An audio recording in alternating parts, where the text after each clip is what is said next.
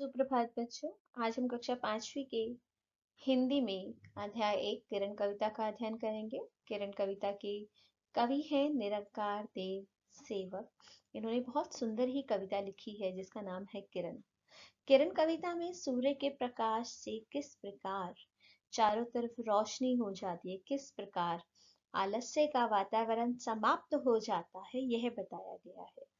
किरण कविता हमें बताती है एक नन्ही सी किरण, एक सूर्य की एक रोशनी की किरण किस तरह सबके जीवन में चुस्ती फुर्ती भर देती है, आलस्य को पूरी तरह समाप्त कर देती है। यह है किरण कविता के अंतर्गत। हाँ बच्चों, तो अब हम किरण कविता के प्रश्नोत्तर से परिचित होंगे।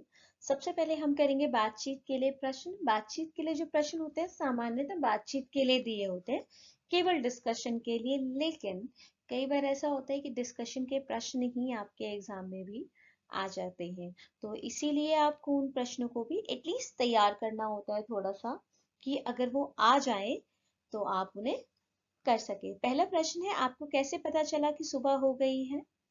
आपको कैसे पता चलता है सुबह होने का? जब सूर्य उगाता है, चारों तरफ प्रकाश हो जाता है, पक्षियां चहचहाने लगते हैं, तो हमें पता लग जाता है कि सुबह हो गई है। तो हमने उत्तर लिखा है, मुझे पूर्व दिशा से उगते हुए सूर्य के प्रकाश को चारों तरफ देखकर और पक्षियों की चहचहाट को सुनकर सुबह होने का पता चल जाता है कि सुबह हो गई है। प्रश्न 2, ऐसे कौन कौन से कार्य हैं जो सूर्य के प्रकाश के बिना संभव ही नहीं है?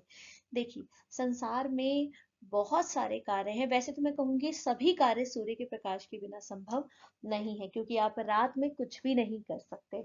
अगर सूर्य का प्रकाश है तभी आपके कार्य संभव हो सकते हैं, तभी प्रकृति सही प्रकार से अपना कार्य कर सकती है, तभी मौसम निर्धारित किया जा सकता है, तभी पेड़ पौधे विकास कर सकते हैं। तो इसलिए सूर्य के प्रकाश का होना हमारे जीवन में बहुत जरूरी है। सूर्य के प्रकाश के बिना पृथ्वी पर जीवन ही संभव नहीं है, क्योंकि सूर्य का प्रकाश ही मौसम को निर्धारित करता है। इसके अभाव में पेड़ पौधे नष्ट हो जाएंगे और पानी जम जाएगा, जो सूर्य की गर्माहट से पिघलता है। प्रश्न 3, सुबह और शाम में से आपको कौन सा समय अधिक अच्छा लगता है और क्यों? मुझे शाम का समय बहुत अधिक अधिक अच्छा लगता है, क्योंकि शाम को सब दोस्त मिलकर खेलते हैं। शाम को हमारे पिताजी जब ऑफिस से आते हैं तो बहुत सारी चीजें लेकर आते हैं, तो इसीलिए मुझे शाम का समय अच्छा लगता है। मैं फिर एक बात कहूंगी कि इन सभी प्रश्नों के अलग अलग उत्तर हो सकते हैं, तो इन प्रश्नों के अलग अलग उत्तर हो सकते हैं, ऐसा नहीं है केवल एक प्रश्न का एक ही उत्तर होगा। इसके बाद कुछ प्रश्न हमारे सामने हैं जो ऑब्जेक्टिव प्रश्न है, जिसमें लिखा है किरण के अनुसार वह मुख्य रूप से कौन सा काम करती है? किरण, आपको सबको पता है कि किरण हमें उठाने का कार्य करती है। जब सूर्य सुबह उग आता है और सूर्य की रोशनी हमारे सामने होती है, तो हमें उठाने का काम कौन करता है? किरण करती है। बालिका को बहुत देर तक नींद क्यों नहीं आई? क्योंकि वह कहानियों की किताब पढ़ रही थी, जैसा कि हमने कविता में समझा था। जब किरण आई उस समय बालिका क्या कर रही थी? क्या कर रही थी जब किरण आई? तो वह सो रही थी। किरण ने आके उसे उठाने का कार्य ही किया। तो इस तरह बालिका किरण को किरण क्या कर रही थी? बालिका को उठा रही थी। ठीक है, नेक्स्ट प्रश्न देखते हैं हम। अगला प्रश्न है हमारा, सोचिए और लिखिए। इसमें जो प्रश्न होते हैं वो हमें अपनी नोटबुक में करने होते हैं, साथ ही हमें उन प्रश्नों को तैयार भी करना होता है एग्जाम के लिए। तो इन प्रश्नों को थोड़ा सा ध्यान से सुनिएगा। पहला प्रश्न, किरण ने दूसरी दुनिया में जाने के बाद क्यों कही होगी? आपको पता है कि किरण हमें उठाने का कार्य करती है, आलस्य को दूर करने का कार्य करती है, और पूरी दुनिया में, पूरे पृथ्वी पर एक ही समय सुबह और एक ही समय शाम नहीं होती। जहां एक समय में हमारे यहाँ सुबह हो रही थी, वहीं दूसरी जगह शाम हो रही होती है। जब हमारे यहाँ शाम हो रही होती है, दूसरी जगह वहां सुबह हो रही। तो किरण क्या करती है? किरण एक दुनिया के बच्चों को पहले जगाती है, और उसके बाद जब वहां शाम हो जाती है तो वह दूसरी दुनिया में लौट जाती है, और फिर दूसरी दुनिया में सोए हुए बच्चों को जगाने का वो काम करती है। तो मुख्य रूप से किरण का कार्य क्या है? बच्चों को जगाने का, सबको उठाने का। तो वो यही काम करती है। इसे आप लिखेंगे कैसे? किरण ने दूसरी दुनिया में जाने की बात इसलिए कही होगी क्योंकि जब यहाँ के बच्चे सो जाते हैं तब पृथ्वी के दूसरे हिस्से में चली जाती है जहाँ सुबह होती है। वहां वह सोए बच्चों को जगाकर शाम होने पर लौट आती है। इस प्रकार किरण कभी भी आराम नहीं करती, वो दूसरों को उठाने का काम ही करती है। प्रश्न 2, वहां शाम हो जाती है तो लौट यहाँ फिर आती हूँ। उपर्युक्त पंक्तियों में वहां और यहाँ शब्द किसके लिए प्रयुक्त हुआ है? आप जानते हैं उपर्युक्त पंक्तियों में यहाँ और वहां शब्द एक दुनिया से दूसरी दुनिया के लिए प्रयोग हुआ है, क्योंकि एक दुनिया में पहले वह कार्य करती है और फिर दूसरी दुनिया में चली जाती है। प्रश्न 3, प्रकृति हमें प्रकाश, फूल, लकड़ी, वायु, पानी और बहुत कुछ देती है। हम पृथ्वी के लिए क्या क्या कर सकते हैं? सोचिए और अपनी लेखन पुस्तिका में लिखिए।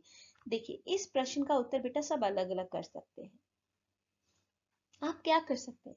प्रकृति हमें बहुत कुछ दे रही है, लेकिन उसको संभालना, उसकी सुरक्षा करना हमारा कार्य है। तो हम क्या करेंगे? हम उसका संरक्षण करेंगे, साफ सफाई रखेंगे, पेड़ पौधों को बचाएंगे, जानवरों को नहीं मारेंगे, पानी को सुरक्षित रखेंगे, नदियों को दूषित नहीं करेंगे। यही हमारा कार्य है, हम यही काम करेंगे। इसे आप उत्तर पुस्तिका में कैसे लिखेंगे, ध्यान से देखिए। हम प्रकृति के लिए बहुत कुछ कर सकते हैं, जैसे पेड़ पौधे लगाना, पेड़ों को ना काटना, जरूरत के हिसाब से पानी इस्तेमाल करना, पानी का संरक्षण करना तथा नदियों को दूषित ना करना और अपने आसपास स्वच्छता बनाए रखना।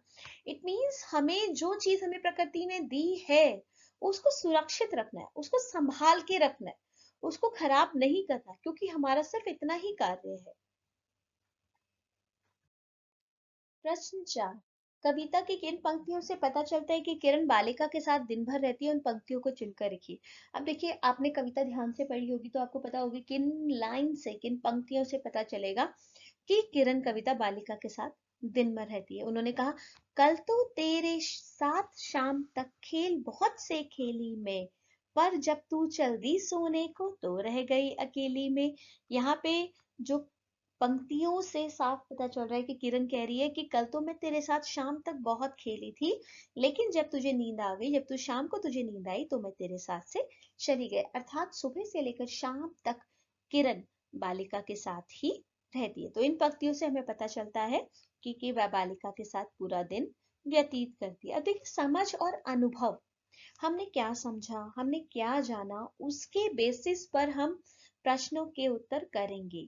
प्रश्न 1, कहने लगे किरण यह सुनकर मैं ही कब सो पाती हूँ, तुम्हें सुलाकर एक दूसरी दुनिया में मैं जाती हूँ। किरण कितना परिश्रम करती है, यहाँ से वहां नियत समय पर प्रतिदिन आती जाती है। आपको अपने आसपास कौन कौन परिश्रम करते हुए दिखाई देते हैं? देखिए बेटा, बहुत सारे लोग हमारे आसपास परिश्रम कर रहे होते हैं, मेहनत कर रहे होते हैं। तो आप देख सकते हैं, हम अपने आसपास सड़क पर घर बनाने वाले मजदूर, विद्यालय में माली माली शिक्षक, अस्पताल में मरीज का इलाज करने वाले डॉक्टर, हमें ये सब दिखाई देते हैं। और साथ ही हमारे मम्मी, हमारे पापा भी परिश्रम करते हुए हमें दिखाई देते हैं। मेहनत करती है ना, मम्मा पूरे दिन घर पर काम करती है या बाहर ऑफिस संभालती है और पापा भी ऑफिस जाते हैं। तो इस तरह हमारे आसपास जितने व्यक्ति हैं बेटा, सब मेहनत कर रहे होते हैं। ऐसा कभी भी नहीं है कि कोई मेहनत नहीं करेगा, क्योंकि मेहनत के बिना तो जीवन चल ही नहीं सकता। तो इसीलिए मेहनत बहुत जरूरी है। प्रश्न 2, वे कौन कौन से लोग हैं जो किरण की भांति आपको जगाते हैं, आपके साथ खेलते हैं और प्रोत्साहित करते हैं? उनके लिए आप क्या क्या करते हैं, यह भी लिखिए। बहुत सारे लोग हैं जो आपको किरण की भांति जगाने का कार्य करते हैं। जैसे सबसे पहले सुबह सुबह हमें कौन जगाते हैं? हमारे मम्मी पापा जगाते हैं। जब आप नहीं उठते हैं स्कूल जाने के लिए तो क्या कहती है मम्मा, उठो बेटा सुबह हो गई, लेट हो जाओगी, जल्दी उठो। तो ऐसी स्थिति में हमारे जो मम्मी पापा है वो हमें जगाने का कार्य सबसे पहले करते हैं। कई बार हमारे दोस्त, हमारे भाई बहन भी हमारे साथ खेलते हैं, है ना, और हमें जगाने का कार्य भी करते हैं हमारे भाई बहन, और हमारे दोस्त हमारे साथ खेलते हैं। और हमें प्रोत्साहित कौन करता है? प्रोत्साहित मतलब मोटिवेट कौन करता है? मोटिवेट हमारे पेरेंट्स करते हैं, हमारे अध्यापक करते हैं, हमारी अध्यापिका करती है। ये सब हमें प्रोत्साहित करते हैं, हम उनकी आज्ञा के अनुसार कार्य करने का प्रयास करते हैं। ठीक है बेटा, नेक्स्ट क्वेश्चन।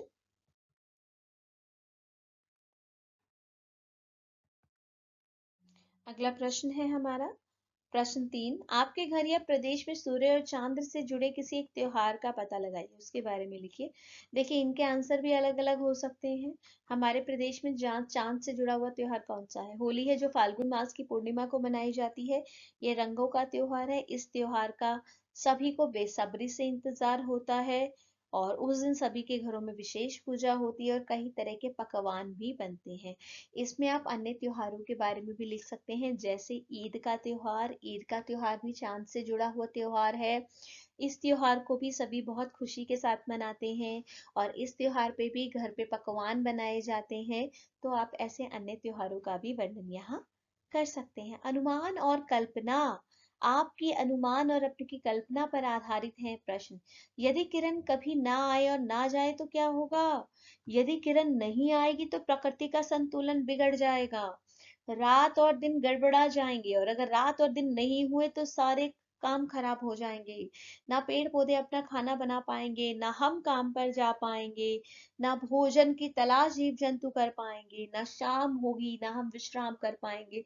इस प्रकार अगर सुबह ना हो, किरण ना आए और ना जाए, तो हमारा पूरा जो बैलेंस है, आधार है जीवन का, वो सब खराब हो जाएगा।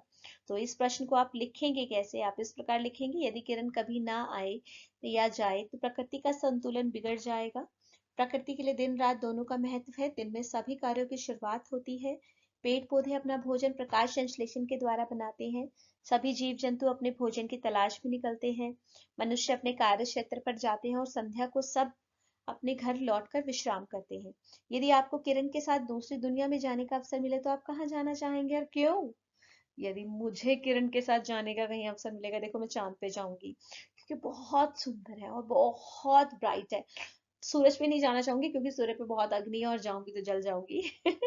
इसीलिए मैं कहाँ जाना चाहूंगी, मैं चांद पर जाना चाहूंगी, ठीक है। और मैं उसे पास से देखना चाहूंगी। देखिए, आप सबकी भी इच्छाएं हो सकती हैं, आप सभी अलग अलग जगह जा सकते हैं, तो इस उत्तर में आप अपने अनुसार आंसर दे सकते हैं।